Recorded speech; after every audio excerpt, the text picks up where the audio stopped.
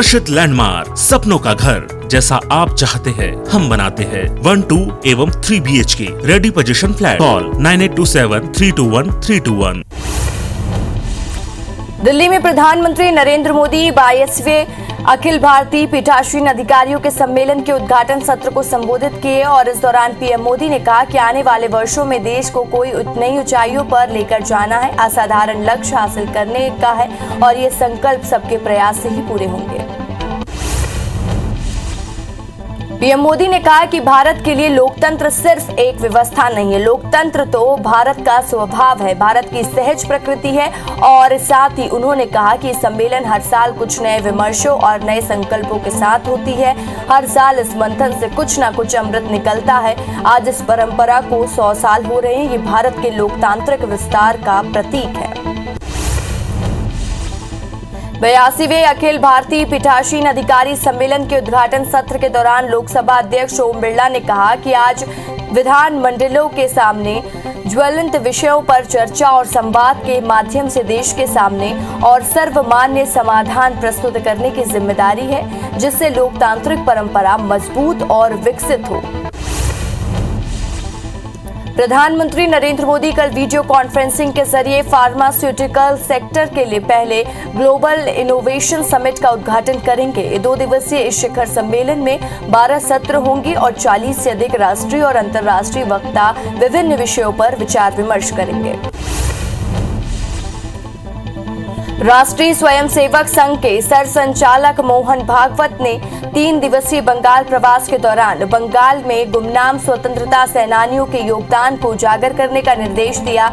सबके साथ साल 2024 तक संगठन के विस्तार को लेकर मास्टर प्लान बनाया। उन्होंने 2025 में संघ की स्थापना के 100 साल पूरे होने को लेकर 2024 तक पश्चिम बंगाल समेत पूर्वोत्तर के राज्यों में संगठन के विस्तार पर जोर दिया। लालू प्रसाद की मुश्किलें एक बार फिर बढ़ गई हैं। चारा घोटाला के एक 25 साल पुराने मामले में सीबीआई कोर्ट ने उन्हें 23 नवंबर को फिजिकली प्रेजेंट रहने के आदेश दिए हैं। लालू प्रसाद अभी बीमार है और दिल्ली में किडनी का इलाज करा रहे हैं। सिंगापुर में उनके किडनी ट्रांसप्लांट की बात सामने आ रही है। ऐसे में कोर्ट ने इस आदेश से उन्हें परेशानियों का सामना करना पड़ सकता है। आजादी पर दिए गए बयान पर देश भर में एफआईआर दर्ज होने के बाद भी कंगना रनावत खामोश नहीं है। अब उन्हें निशाने पर महात्मा गांधी हैं, उनके निशाने पर। और साथ ही कंगना ने सोशल मीडिया पर लिखा है कि वे लोग हैं जिन्होंने हमें सिखाया कोई थप्पड़ मारे तो अपना दूसरा गाल दे दो और इस तरह मिलेगी आजादी। महात्मा गांधी ने नतीजा का कभी सपोर्ट नहीं किया, वे भगत सिंह की भी फांसी चाहते थे। वित्त राज्य मंत्री डॉक्टर भागवत कृष्ण राव कराड़ ने इंडिगो फ्लाइट में एक शख्स को प्राथमिक उपचार देकर उसकी जान बचा ली, जो जमकर तारीफ हो रही है। और साथ ही पीएम नरेंद्र मोदी ने उनकी तारीफ करते हुए ट्वीट किया। पीएम नरेंद्र मोदी ने लिखा कि हमेशा दिल से डॉक्टर सहयोगी भागवत कराड़ ने शानदार काम किया है। और भागवत कराड़ ने पीएम मोदी के ट्वीट के जवाब में कहा है कि मैं आभारी हूँ, तारीफ के लिए बहुत शुक्रिया। बच्चों के अश्लील वीडियो बनाने और उन्हें शेयर करने के मामले में सीबीआई ने देश के 14 राज्यों के 77 शहरों में ताबड़तोड़ छापेमारी की है। इसमें छत्तीसगढ़ के कोरबा का दर्री भी शामिल है। ऑपरेशन के दौरान 10 लोगों को हिरासत में लिया गया है। वहीं 83 आरोपियों के खिलाफ 23 मुकदमे दर्ज किए गए हैं। पोर्नोग्राफी का नेटवर्क 100 देशों तक फैले होने की जानकारी मिली है।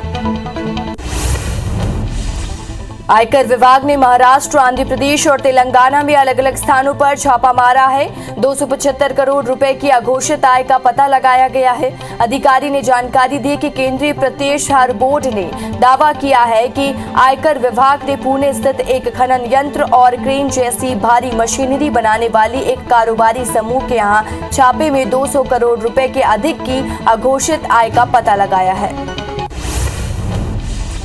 यूपी के लखीमपुर खीरी में हुई हिंसा की जांच के लिए सुप्रीम कोर्ट ने फिर से एसआईटी गठित की है और सुप्रीम कोर्ट की ओर से पंजाब हरियाणा हाई कोर्ट के पूर्व जस्टिस राकेश कुमार जैन को जज की निगरानी के लिए नियुक्त किया गया है। और साथ ही सुप्रीम कोर्ट ने एसआईटी में एक महिला समेत 3 वरिष्ठ आईपीएस की नियुक्ति का भी आदेश दिया है। ये अधिकारी शिरोडकर और प्रीतिंदर सिंह और पद्मजा चौहान होंगे। त्रिपुरा में हालिया सांप्रदायिकता घटना को लेकर कथित भड़काऊ पोस्ट के आरोप में यूएपीए के तहत दर्ज मामलों में सुप्रीम कोर्ट ने सभी याचिकाकर्ताओं को गिरफ्तारी से संरक्षण दिया है और याचिका पर सुप्रीम कोर्ट ने त्रिपुरा सरकार को नोटिस जारी किया और 2 वकीलों और पत्रकार के खिलाफ दंडात्मक कार्रवाई नहीं करने के आदेश दिए। कोरोना के चलते लंबे समय से बंद गुरदासपुर में करतारपुर साहिब कॉरिडोर आज श्रद्धालुओं के लिए फिर से खोल दिया गया है। एक श्रद्धालु ने बताया कि कॉरिडोर करीब 1.5 साल से बंद था।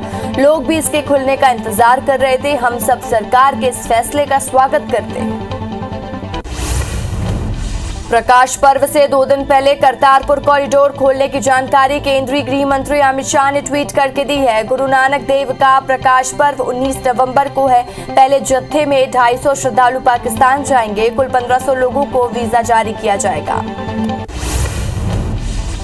जम्मू कश्मीर के बारामूला के पलहान पट्टन में ग्रेनेड हमला हुआ है, जिसमें सीआरपीएफ के 2 जवान समेत 5 लोग घायल हुए हैं। वरिष्ठ पुलिस अधिकारी ने बताया कि आतंकियों ने सीआरपीएफ पार्टी पर ग्रेनेड फेंका। इस घटना में सीआरपीएफ के 2 जवान समेत 4 लोग घायल हो गए हैं, जिनका स्थानीय अस्पताल में इलाज चल रहा है। फिलहाल पूरे इलाके की घेराबंदी कर दी गई है। झारखंड में आतंक निरोधक दस्ते ने माओवादियों को हथियारों की आपूर्ति करने के आरोप में सीआरपीएफ के 1 जवान समेत 3 लोगों को गिरफ्तार कर लिया गया। झारखंड पुलिस के एटीएस के पुलिस अधीक्षक प्रशांत आनंद ने बताया कि सीआरपीएफ के जवान समेत गिरफ्तार किए गए तीनों आरोपी प्रतिबंधित नक्सली संगठन भाकपा माओवादी को हथियारों की आपूर्ति करते थे। जम्मू कश्मीर में आज रात से नाइट कर्फ्यू लागू किया गया। दरअसल क्षेत्र में कोविड-19 संक्रमण दर में बढ़ोतरी होने के कारण नाइट कर्फ्यू लगाए जाने का फैसला लिया गया है। ये कर्फ्यू रात 10 बजे से सुबह 6 बजे तक के लिए लगाया जाएगा। जिले के एक शीर्ष जिलाधिकारी ने ये जानकारी दी है। सभी को कोरोना नियमों का पालन करने और फुली वैक्सीनेटेड होने का निर्देश दिया गया है। उत्तर प्रदेश के चंदौली के जाफरपुर पर गांव के पास मालगाड़ी के डिब्बे पटरी से उतर गए। जानकारी के मुताबिक मालगाड़ी के 8 डिब्बे पटरी से उतरे। पटरी के डिब्बे से उतर जाने की वजह से दूसरी सवारी ट्रेनें भी बाधित हुई हैं। देश में वैक्सीनेशन का काम तेजी से आगे बढ़ रहा है। देश में वैक्सीनेशन का आंकड़ा 113 करोड़ 68 लाख के पार पहुंच गया है। कल 67,82,042 डोज दी गई, जिसके बाद अब तक वैक्सीनेशन की 113 करोड़ 68,79,685 डोज दी जा चुकी है। भारत में फुल वैक्सीनेटेड लोगों की संख्या वैक्सीन की 1 डोज लेने वालों की संख्या को पार कर चली है और कुल वैक्सीनेशन का आंकड़ा 113 करोड़ के पार हो चुका, जिसमें कम से कम 75.54 करोड़ लोगों को वैक्सीन की 1 डोज लगी है और 38.7 करोड़ लोगों को दोनों डोज लगाई जा चुकी है। यानी सिर्फ 1 डोज लगाने वाले लोगों की संख्या 37.47 करोड़ है। महाराष्ट्र सरकार ने केंद्र से अपने स्वास्थ्य सेवा और कोरोना वॉरियर के लिए कोविड-19 वैक्सीन की बूस्टर खुराक प्रदान करने का आग्रह किया है। इसके साथ ही 2 कोविशील्ड खुराक के बीच में अंतर को मौजूदा 84 दिनों से घटाकर 28 करने की मांग की गई है, जो कि कोवैक्सीन है। 2025 में पाकिस्तान में होने वाली आईसीसी चैंपियन ट्रॉफी पर खेल मंत्री अनुराग ठाकुर ने कहा कि अंतर्राष्ट्रीय चैंपियनशिप में कई पहलुओं पर ध्यान दिया जाता है। पहले कई देशों ने वहां खेलने से इनकार किया। सुरक्षा की दृष्टि से वहां स्थितियां सामान्य नहीं है। पहले भी टीमों पर हमले हुए हैं, जो कि चिंताजनक है। आईसीसी ने 2026 में 2031 तक होने वाले मेगा इवेंट के लिए मेजबानों का ऐलान कर दिया है। भारत को 3 बड़े टूर्नामेंट की मेजबानी मिली है।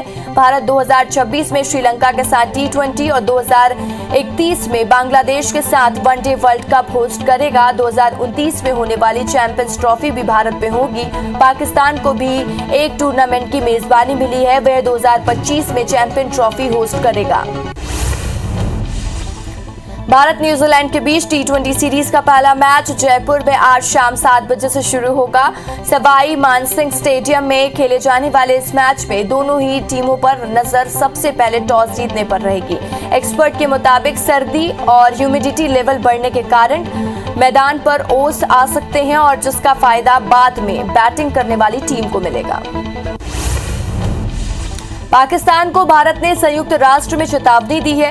भारत ने संयुक्त राष्ट्र सुरक्षा परिषद में कहा कि वे पाकिस्तान से प्रायोजित सीमा पर आतंकवाद के खिलाफ ऋण और निराकरण कार्रवाई करने जा रही है और भारतीय प्रतिनिधि ने यह भी कहा कि किसी भी सार्थक वार्ता के लिए अनुकूल माहौल बनाने की जिम्मेदारी पाकिस्तान की, जो केवल आतंक और शत्रुता और हिंसा से मुक्त माहौल में आयोजित की जा सकती है।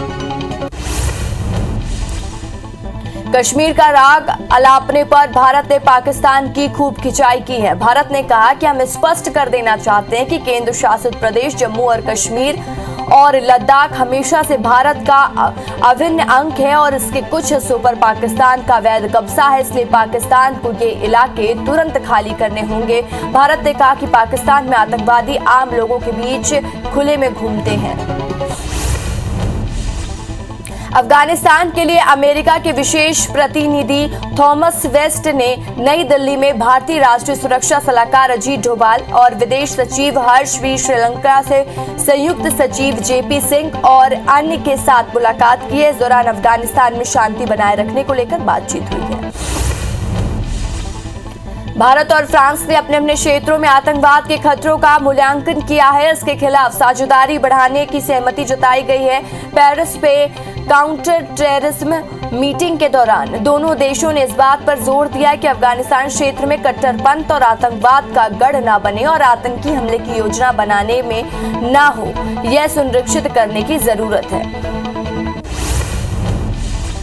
अमेरिका में भारत और पाकिस्तान के लिए दूसरे और तीसरे लेवल का ट्रैवल एडवाइजरी जारी किया गया है। एडवाइजरी में अमेरिका की ओर से आतंकवाद और सांप्रदायिक हिंसा का हवाला दिया गया है। अमेरिकी प्रशासन ने अपने नागरिकों से पाकिस्तान की यात्रा करने पर पुनर्विचार करने के अलावा क्राइम और आतंकवाद का हवाला देते हुए भारत जाने वालों से सावधानी बरतने को कहा है। युगांड की राजधानी कंपाला में 2 भीषण विस्फोट हुए हैं, जिसमें कम से कम 3 नागरिकों की मौत हो गई है। पुलिस ने इसे सरकार विरोधी चरमपंथियों द्वारा समन्वित हमला बताया है और पुलिस ने बताया कि विस्फोटों में 3 आत्मघाती हमलावर भी मारे गए हैं। विस्फोट से कंपाला में अफरा तफरी मच गई है। पुलिस प्रवक्ता फ्रेड ने कहा कि हम हमले खासकर और ये बम हमले जो होते हैं वो खासकर आत्मघाती हमलावरों से हमले का खतरा अब भी बना हुआ है। रक्षा मंत्री राजनाथ सिंह दतिया के पीताम्बरा पीठ पहुंचे, जहां उन्होंने पीताम्बरा पीठ के दर्शन कर पूजा अर्चना की और इस दौरान रक्षा मंत्री के साथ गृह मंत्री नरोत्तम मिश्रा भी मौजूद रहे। राष्ट्रीय स्वयंसेवक संघ के सरसंघचालक मोहन भागवत 19 नवंबर को छत्तीसगढ़ दौरे पर आ रहे। इस दौरान वे संघ के घोष प्रदर्शन कार्यक्रम में शामिल होंगे। मुंगेली जिले के मतपुई द्वीप में सरसंचालक के कार्यक्रम का आयोजन किया गया और इस दौरान मंचीय कार्यक्रम के साथ सरसंचालक का उद्बोधन और समाज प्रमुखों से मुलाकात का भी कार्यक्रम होगा।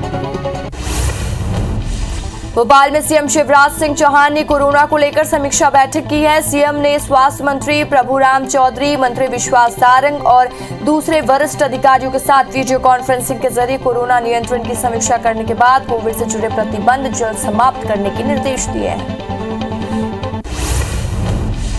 26 नवंबर को बीजेपी प्रदेश कार्य समिति की 1 दिवसीय बैठक होगी, जिसमें 4 सत्र होंगे। बैठक में वीडी शर्मा, शिव प्रकाश और मुरलीधर राव मौजूद रहेंगे। वहीं सीएम शिवराज सिंह चौहान, सिंधिया, नरेंद्र सिंह तोमर और प्रहलाद पटेल भी शामिल होंगे। ये बैठक 2 साल के बाद पहली बार प्रत्यक्ष तौर पर होगी।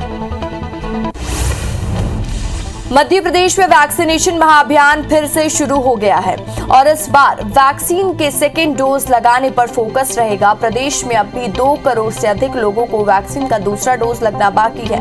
वैक्सीनेशन के लिए राजधानी भोपाल में 449 सेंटर बनाए गए हैं। वहीं भोपाल में कोरोना वैक्सीनेशन महाअभियान के तहत न केवल सेंटर्स बल्कि विशेष कैंप लगाकर भी लोगों को वैक्सीनेट किया जा रहा है। राजधानी के नेहरू नगर चौराहे पर मजदूरों के लिए भी खास कैंप लगाए गए हैं, जिसका निरीक्षण करने स्वास्थ्य मंत्री प्रभुराम चौधरी पहुंचे। यहां उन्होंने वैक्सीन लगवाने वालों को फूल देकर उनका स्वागत किया।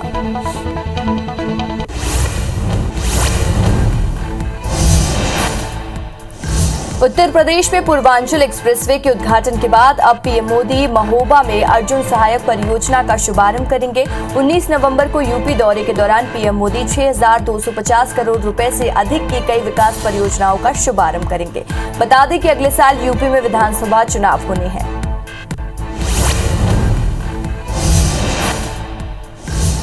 आज मोदी कैबिनेट की अहम बैठक हुई। प्रेस कॉन्फ्रेंस कर केंद्रीय मंत्री अनुराग ठाकुर ने कैबिनेट में लिए गए फैसलों की जानकारी देते हुए बताया कि सरकार ने उन जगहों को टेलीकॉम सुविधा से जोड़ने का फैसला किया जहां वर्तमान में मोबाइल कनेक्टिविटी नहीं है और इसके अलावा ग्रामीण क्षेत्रों को सड़कों से जोड़ने के लिए प्रधानमंत्री ग्रामीण सड़क योजना को फिर से शुरू किया जाएगा।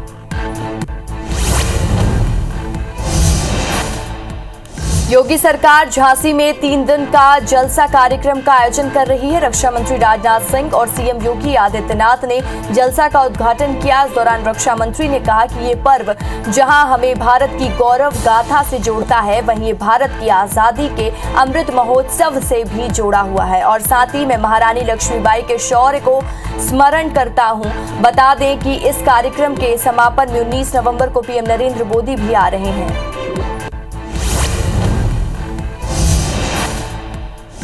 सौरव गांगुली को अब वर्ल्ड क्रिकेट में बड़ी जिम्मेदारी मिली है। सौरव गांगुली को आईसीसी मेंस क्रिकेट कमेटी का अध्यक्ष बनाया गया है और बता दें कि इस पद को पिछले 9 साल से अनेक कुंबले संभाल रहे थे। आईसीसी क्रिकेट कमेटी का मुख्य काम क्रिकेट के नियम और शर्तों को तय करना है।